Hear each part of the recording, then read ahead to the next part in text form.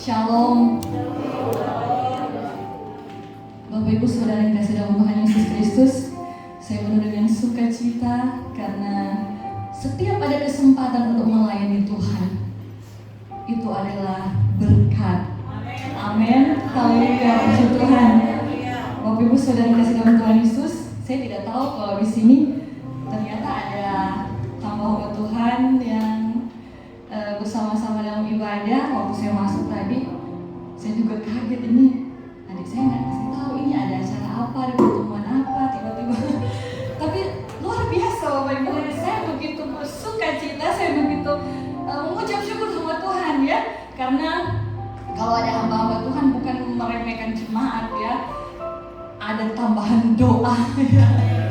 Dan mohon dengan penuh kerendahan hati hamba-hamba Tuhan yang ada di tempat ini, juga jemaat, untuk tetap doakan saya, dan kiranya apa yang nanti saya sampaikan, bila ada hal-hal yang perlu untuk dibenahi atau apa, saya bersedia. Puji Tuhan, haleluya, puji Tuhan. Bapak Ibu Saudara kasih dalam Tuhan Yesus Kristus, kita masih dalam suasana Paskah, suasana kebangkitan Tuhan Yesus Kristus.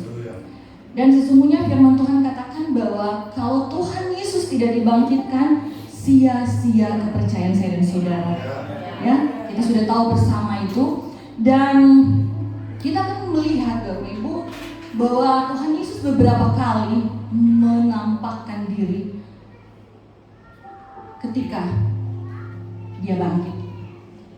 Di dalam referensi yang saya baca ada 10 kali Tuhan menampakkan diri di luar sebelum dia naik ke surga dan setelah dia naik ke surga kepada Rasul Paulus. Tetapi kita akan melihat 10 penampakan Tuhan setelah kebangkitannya.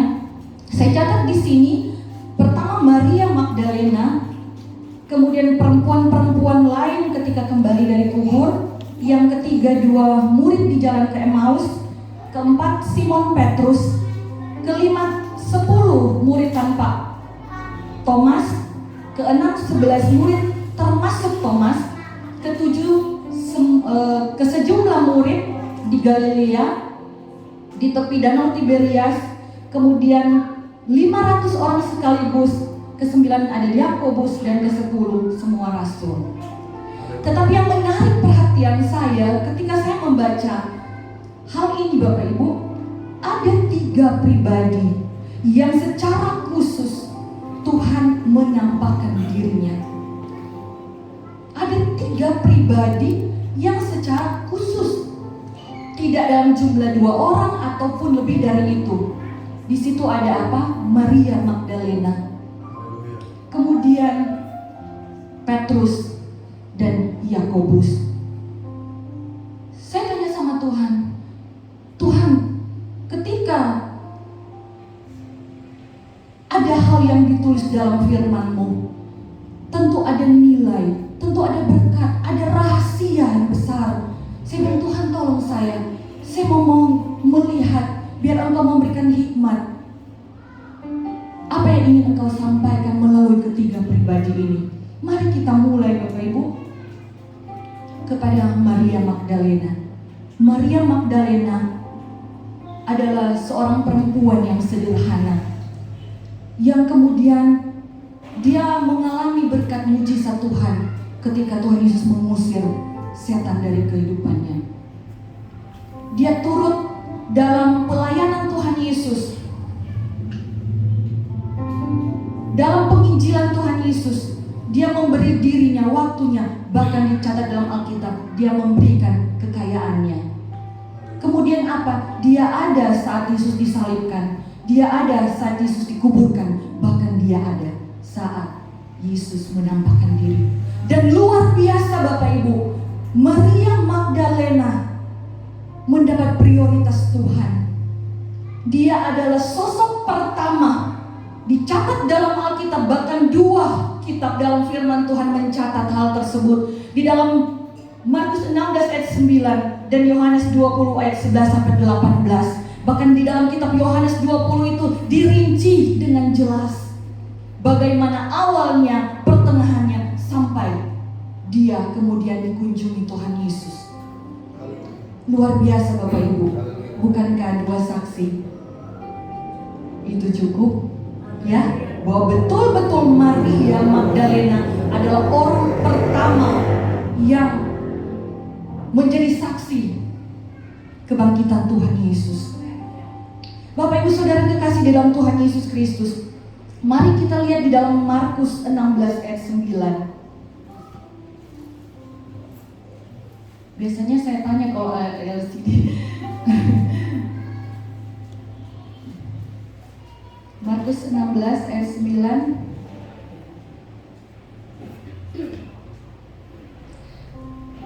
Saya bacakan buat kita semua sambil kita melihat dalam kitab kita masing-masing. Setelah Yesus bangkit pagi-pagi pada hari pertama minggu itu, ia mula-mula menampakkan dirinya kepada Maria Magdalena. Daripadanya Yesus pernah mengusir 7 setan. Kita lihat bersama, Bapak Ibu Saudara kekasih dalam Tuhan Yesus Kristus. Di sana dikatakan pagi-pagi ia mula-mula. Ternyata apa Bapak Ibu? Ternyata kenapa tidak Tuhan Yesus tunggu sampai siang hari kemudian dia bangkit? Rahasia firman Tuhan katakan bahwa pagi-pagi Tuhan Yesus bangkit hanya untuk menyatakan dirinya kepada seorang Maria Magdalena. Luar biasa. Masih pagi-pagi Tuhan sudah perlu bangkit untuk dia menyatakan diri pada seorang perempuan. Perempuan yang dianggap lemah, perempuan sederhana, perempuan yang konotasinya atau dalam tradisi bangsa Israel tidak diperhitungkan. Bahkan kesaksian perempuan itu kesaksian yang lemah. Tetapi pada pagi hari menjelang siang ini, Tuhan Yesus mau mengajar saya dan saudara bahwa Tuhan Yesus pagi-pagi mau datang bagi saya dan saudara. Dia perlu bangkit pagi-pagi untuk seorang Maria Magdalena. Karena apa? Kita lihat bahwa Maria Magdalena pagi-pagi juga datang kepada Tuhan. Tuhan melihat kerinduan saya dan saudara. Ketika engkau rindu, saat itu Tuhan sudah ada buat saya dan saudara. Amin. Haleluya, puji Tuhan. Haleluya. Di dalam Yohanes 20 Bapak Ibu Saudara dikasih dalam Tuhan Yesus Kristus. Kita lihat sebentar di dalam Yohanes 20 ayat 1. Pada hari pertama minggu itu, pagi-pagi benar ketika hari masih gelap, pergilah Maria Magdalena ke kubur itu. Ya, pagi-pagi ketika hari masih gelap. Saya katakan tadi, ketika kita punya kerinduan, saat itu Tuhan berkata bagi saya dan saudara, saya hadir untuk engkau. Haleluya. Ini juga bicara apa? Ketika kita memprioritaskan Tuhan, Tuhan memprioritaskan saya dan saudara. Amin. Haleluya. Hanya untuk seorang Maria Magdalena, Tuhan Yesus mau bangkit pagi-pagi karena dia mencari Tuhan pagi-pagi. Apakah kehidupan saya dan saudara mau mencari Tuhan, memprioritaskan Tuhan? Atau ketika kita bangun Bapak Ibu, kemudian kita cari HP dulu, ya, kita kemudian sibuk apa dulu? Pagi-pagi itu bicara apa? Pagi-pagi itu bicara sebelum kita melakukan segala sesuatu. Hamba-hamba Tuhan sini adalah teladan. Mereka kalau pagi-pagi Bapak Ibu sudah bangun pagi. Jujur, kami keluarga Bapak Ibu berusaha untuk itu. Tetapi kemudian dalam keterbatasan kami, tetap kami mau prioritaskan Tuhan. Artinya walaupun kami tidak bisa bangun jam 4, jam 5 ya untuk beston, karena kami sampai tengah malam kalau ibadah Bapak Ibu, seperti kata suami saya tadi. Dan untuk menghadapi juga tugas-tugas di hari berikutnya, hari paginya hingga siangnya juga Bapak Ibu. Jadi kami melihat firman Tuhan ini. Sebelum melakukan apa-apa, kami berusaha untuk mencari Tuhan. Kami berusaha untuk mengucap syukur kepada Tuhan. Kami berusaha untuk berdoa kepada Tuhan.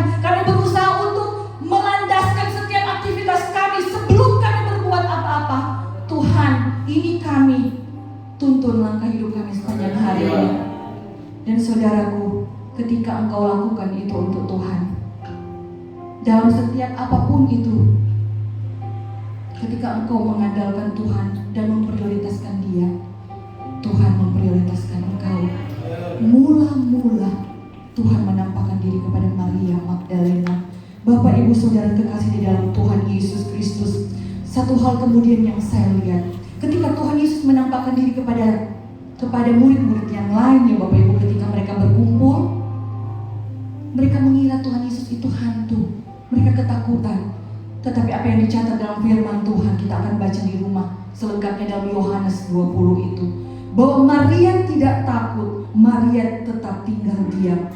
Dia kalau lihat begitu kan Bapak Ibu, kemudian pikir hantu, dia perempuan, pasti dia lari Bapak Ibu. Tetapi saya belajar di sini Bapak Ibu, apa yang menjadi rahasianya? Maria bagaikan seekor keledai. Saya pernah sampaikan ini. Keledai dikatakan bodoh, keledai dikatakan dungu. Tetapi ketika keledai menghadapi sesuatu yang datang tiba-tiba, dia tidak lari seperti kuda yang kemudian lari.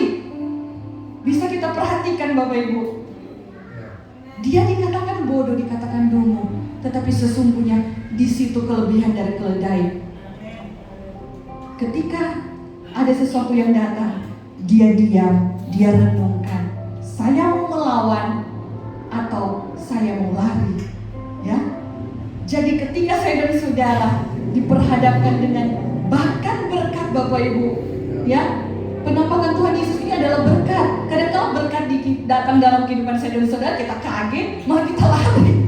Tetapi mari kita renungkan Tuhan ini apa? Ya, dikatakan bodoh, dikatakan dungu, tetapi dia mempermalukan kuda yang lari. Ya, puji Tuhan Bapak Ibu Saudara kekasih dalam Tuhan Yesus Kristus. Di sini kita bisa lihat, ya, ketika di dalam Lukas 24 ayat 37, para murid terkejut dan takut, tetapi Maria tetap tinggal untuk mengalami kebangkitan Tuhan. Haleluya, puji Tuhan. Dari Maria mari kita belajar. Saya catat di sini, mencari Tuhan pagi-pagi benar ketika hari masih gelap. Dan apa Bapak Ibu? Tuhan Yesus bangkit pagi-pagi benar untuk Maria Magdalena. Puji Tuhan. Yang kedua, ketika kita memprioritaskan Tuhan, Tuhan memprioritaskan kita. Amin, haleluya. Dari Maria kita belajar bagaimana kita mencari petunjuk dari Tuhan. Kita mencari sesuatu yang menjadi kehendak Tuhan sebelum kita melakukan segala sesuatu. Bahkan dalam pelayanan saya dan saudara, kita minta Tuhan, apa yang ingin Engkau lakukan untuk kami kerjakan itu. Engkau lakukan dalam kehidupan saya dan saudara, untuk kami lakukan menjadi berkat. Puji Tuhan Bapak Ibu Saudara yang dikasih dalam Tuhan Yesus Kristus. Kemudian dari Maria kita belajar keluar dari zona nyaman. Pagi-pagi itu adalah pagi-pagi yang bicara tentang kita masih ngantuk-ngantuknya.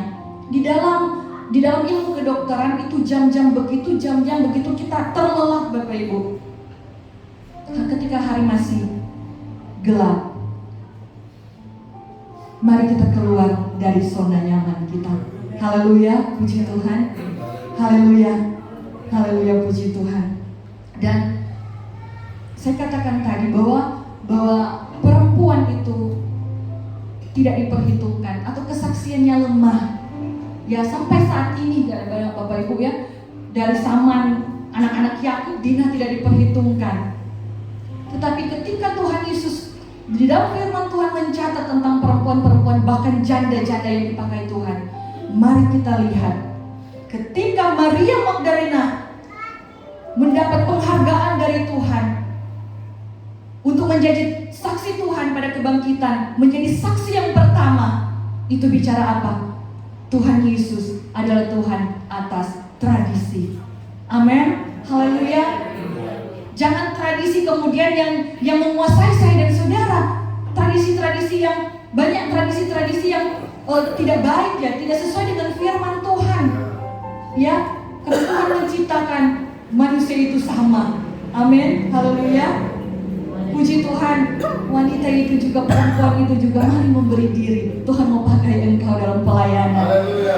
Jangan merasa engkau kemudian lemah. Dan firman Tuhan juga mau sampaikan pada saat ini bahwa Tuhan Yesus ada Tuhan atas kelemahan saya dan saudara. Bahwa Tuhan Yesus adalah Tuhan atas kekurangan kita. Tuhan Yesus itu adalah Tuhan atas keterbatasan saya dan saudara. Jangan kemudian menganggap bahwa saya masih muda, saya kemudian perempuan, saya belum banyak pengalaman. Ketika engkau memberi dirimu, prioritaskan Tuhan. Lihat, Tuhan akan pakai engkau. Puji Tuhan, haleluya. Puji Tuhan. Dua sosok pria, seperti saya katakan tadi, Petrus dan Yakobus, itu tidak dicatat secara lengkap. Bagaimana kejadian ketika dia bertemu dengan Tuhan dalam kebangkitan Tuhan Yesus? Hanya tersirat. Mari kita lihat Bapak Ibu dalam kasih Tuhan Yesus Kristus. Petrus di dalam Lukas 24 ayat 34. Lukas 24 ayat 34. Di sana dikatakan, kata mereka itu, sesungguhnya Tuhan telah bangkit dan telah menampakkan diri kepada Simon, ya, kepada Petrus. Dan juga di dalam 1 Korintus 15 ayat 5 di situ dikatakan bahwa Tuhan Yesus menampakkan diri pertama kepada Kefas, kemudian kepada 12 murid yang lain. Jadi dalam hal ini Maria Magdalena pertama dari sekian muridnya, dan Petrus pertama untuk 12 murid. Ya, Bapak Ibu Saudara kekasih dalam Tuhan Yesus Kristus, kita tahu bahwa Petrus ini seorang yang dominan, murid Tuhan yang dominan, murid Tuhan yang menggebu-gebu, ya, murid Tuhan yang kemudian Bapak Ibu menyangkal Tuhan. Mari kita lihat Bapak Ibu, saya kemudian bersyukur kepada Tuhan ketika saya menemukan, ketika Tuhan memberikan hikmat. Tidak dicatat bagaimana dia mengalami perjumpaan dengan Tuhan ketika Tuhan itu bangkit. Tidak ada seperti Maria Magdalena yang dicatat secara lengkap, hanya semacam tersirat dalam Alkitab. Tetapi saya yakin dan percaya Bapak Ibu, ketika dia berkhotbah dan 3.000 orang dibaptis, itu bicara apa? Saat dia menerima lawatan kebangkitan Tuhan, saat Tuhan menampakkan diri kepadanya, Tuhan membereskan kehidupannya, Tuhan mengampuni dia, Tuhan memulihkan dia. Bapak Ibu Saudara terkasih dalam Tuhan Yesus Kristus, kita adalah murid-murid Tuhan. Mungkin kita dominan dalam pelayanan, mungkin kita begitu menjadi tiang dalam pelayanan seperti Petrus. Tetapi tahukah engkau tidak luput dari setiap kekuranganmu. Mungkin dalam hal kelakuanmu, sikapmu, kadangkala engkau tidak kontrol, itu kemudian menjadi sebuah penyangkalan. Engkau menyangkal Tuhan dalam hidupmu. Engkau tidak menjadi berkat, bahkan menjadi batu sandungan. Tetapi mari kita memuliakan Tuhan. Dia bangkit bagi saya dan saudara. Dia datang secara pribadi kepada Petrus. Dia membereskan kehidupan Petrus. Dia mau membereskan kehidupan saya dan saudara. Haleluya, puji Tuhan. Kuasa kebangkitan itu mau membereskan kehidupan kita. Puji Tuhan, haleluya. Tidak dicatat dalam firman Tuhan, tetapi kalau kita melihat buah-buah dari pelayanan Petrus, kita akan tahu bahwa ketika Tuhan Yesus bangkit, dia menampakkan dirinya kepada seorang Petrus. Dia membereskan Petrus. Jangan seperti Yudas Bapak Ibu, ketika dia menjual Tuhan Yesus, dia mengandalkan kekuatan pribadi. Dia hanya berpegang pada pohon pengetahuan. Ketika Taurat katakan gigi ganti gigi, nyawa ganti nyawa, dia lihat Yesus mati, dia balas dengan kematiannya. Dia pikir itu akan menyelesaikan semuanya.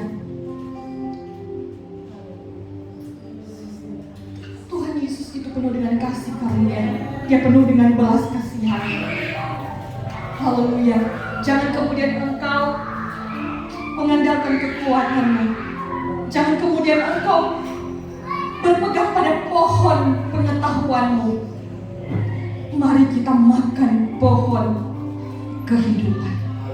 Amin. Haleluya, puji Tuhan. Haleluya, puji Tuhan. Tetapi mari kita lihat sifat Petrus. Kita lihat, kita mau belajar sifat Petrus di dalam Lukas 5. Firman Tuhan mencatat, Bapak Ibu, saya begitu terberkati dengan ayat ini seperti yang sudah dikatakan oleh suami saya tadi, Bapak Ibu. Lukas 5 ayat 1 sampai 8.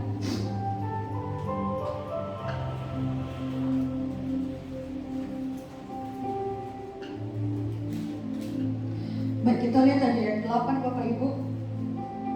Ketika Simon Petrus melihat hal itu, ia pun tersungkur di depan Yesus dan berkata, Tuhan, pergilah daripadaku karena aku ini seorang berdosa. Bapak Ibu Saudara yang dikasihi dalam Tuhan Yesus, ketika kita mengakui kelemahan saya dan saudara, kita datang kepada Tuhan, kita tersungkur kepada Tuhan. Ketika kita ingin melakukan segala sesuatu, kita merasa kita tidak mampu,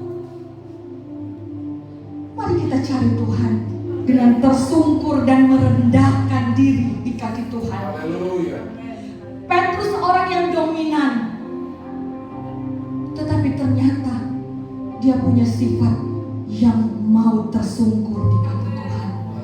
Dia mau merendahkan dirinya. Dia mau mengakui, Tuhan, aku ini orang berdosa. Tuhan, aku tidak layak.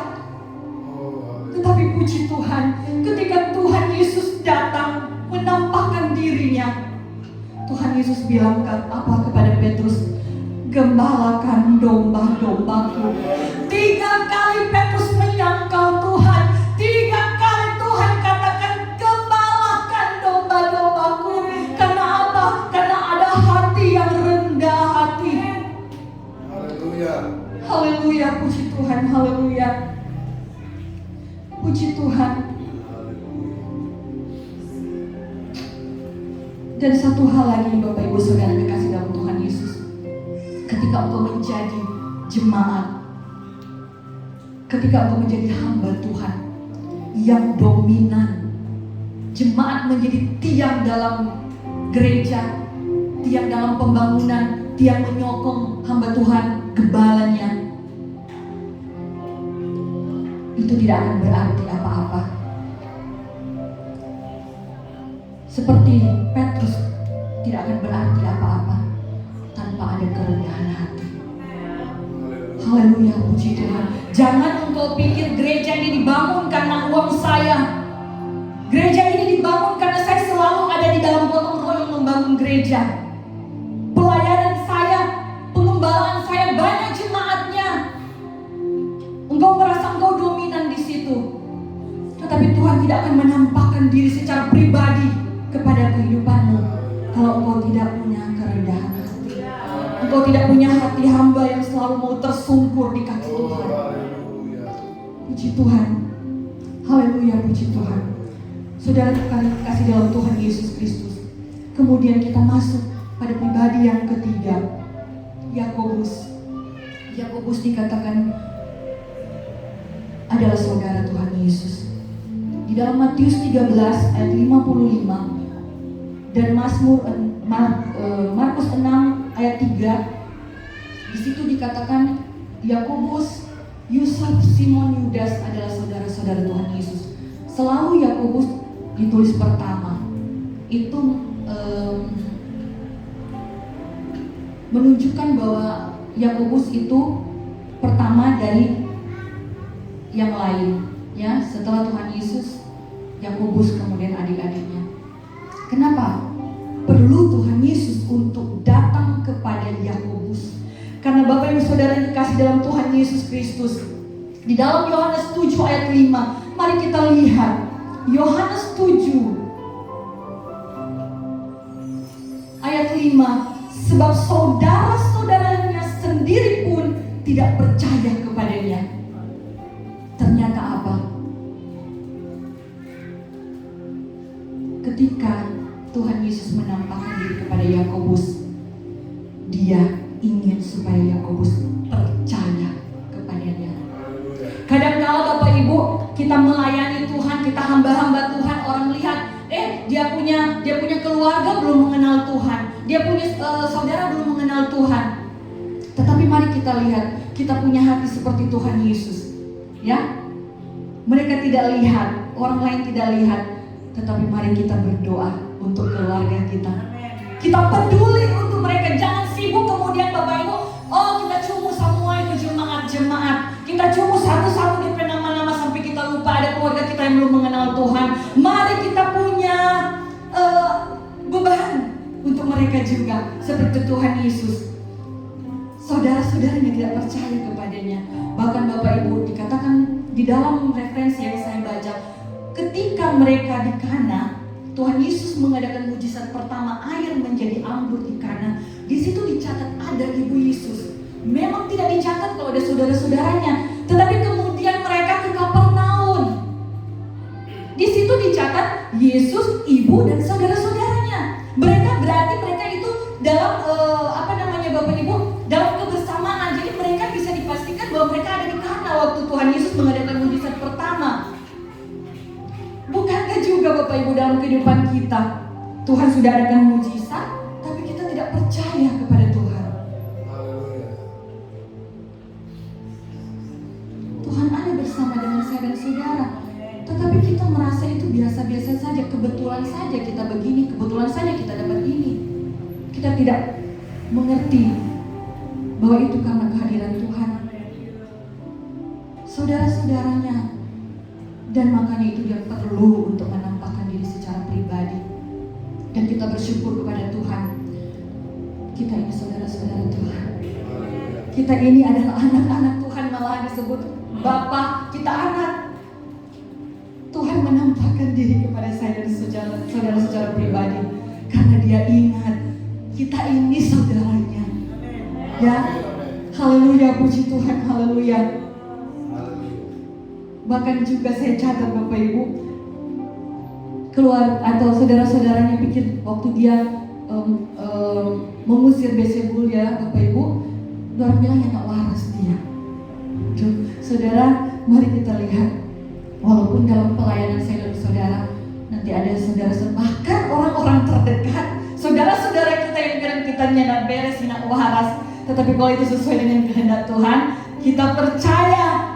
Haleluya, kuasa kebangkitan Tuhan, ada kemenangan, Tuhan akan menyertai saya dan saudara. Amin. Asal apa? Kita tetap tinggal merendahkan diri. Ya, kita merendahkan diri. Jadi kita berbuat sesuatu itu, mengadakan mujizat kalau Tuhan kehendaki, jangan kita pikir itu karena kita, tetapi karena Tuhan. Puji Tuhan. Haleluya, puji Tuhan.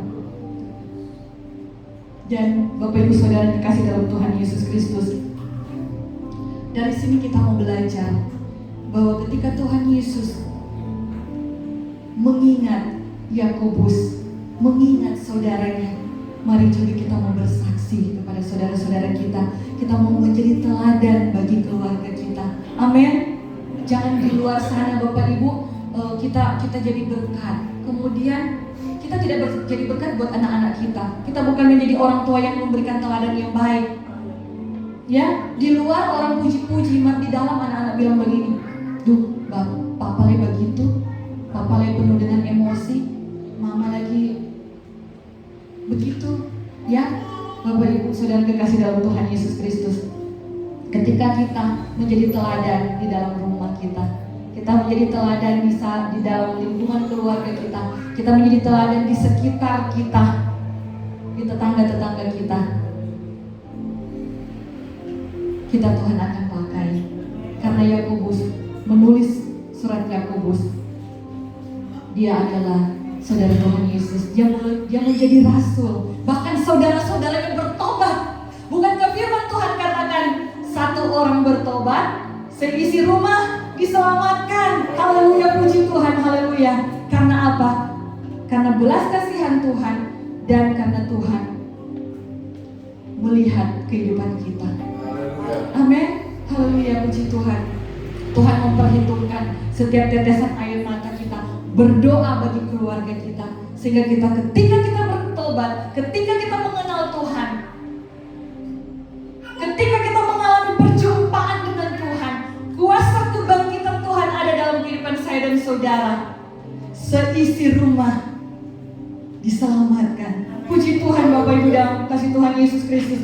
Sebab di dalam Galatia 2 ayat 9 di situ dikatakan saudara-saudara Yesus menjadi soko guru. Haleluya, puji Tuhan, haleluya. Bapak Ibu saudara kekasih di dalam Tuhan, ini juga bicara tentang apa? Ketika kita ingin menjadi berkat bagi orang lain, kita harus kuat dahulu, ya. Saya kemudian teringat kalau kita naik pesawat terbang, ya, kita naik pesawat terbang, Bapak Ibu. Kemudian ada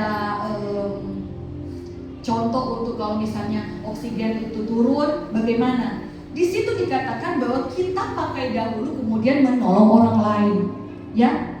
Jadi begini, kalau kita sudah sibuk dengan orang lain, ya, kita sudah sibuk dengan orang lain, begitu oksigen kita turun, kita tidak bisa membantu banyak orang lain lagi, bahkan tidak bisa membantu kita.